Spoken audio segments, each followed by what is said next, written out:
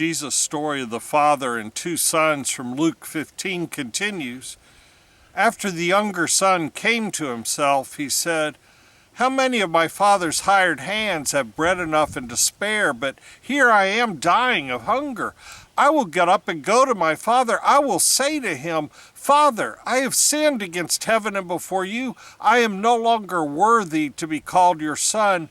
Treat me like one of your hired hands.' So he set off and went to his father. But while he was still far off, his father saw him and was filled with compassion. He ran and put his arms around him and kissed him. Then the son said to him, 'Father, I have sinned against heaven and before you. I am no longer worthy to be called your son.' But the father said to his servants, 'Quickly, bring out a robe, the best one, and put it on him. Put a ring on his finger and sandals on his feet, and get the fatted calf and kill it. Let us eat and celebrate, for this son of mine was dead and is alive again. He was lost and is found.' And they began to celebrate." Jesus tells this series of stories after the Pharisees and scribes grumble that Jesus welcomed sinners to his dinner table. The first is celebrating finding one out of 100 sheep. The second is celebrating finding one out of 10 coins. The third is celebrating finding one out of 2 sons. The father begins to celebrate when he sees his son coming home from far away because he's been waiting and watching for his son's return all along. When I was in seminary, I found a youth group play in the library called The Parable of the Prodigal Son as Told by the Fatted Calf.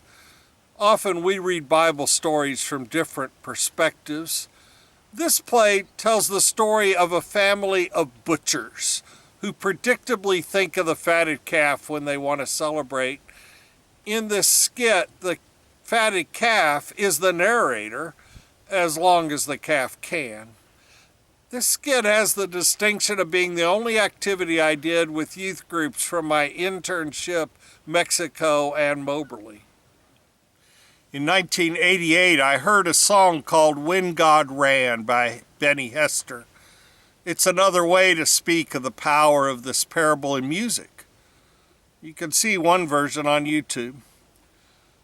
The most meaningful contemplation on this parable for my life is Rembrandt's The Return of the Prodigal, on display at the Hermitage in St. Petersburg, Russia, and Henry Nouwen's 1994 book about his experience with this parable and painting.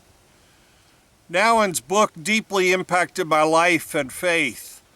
The painting was my farewell gift to the Moberly Church when I completed my ministry there. Henry Nouwen spent several days contemplating this parable at the Hermitage. Maybe you can spend a few minutes yourself. What has been your experience with this parable? Where do you see yourself in this story? How do the arts enhance your experience of Scripture? What's coming next?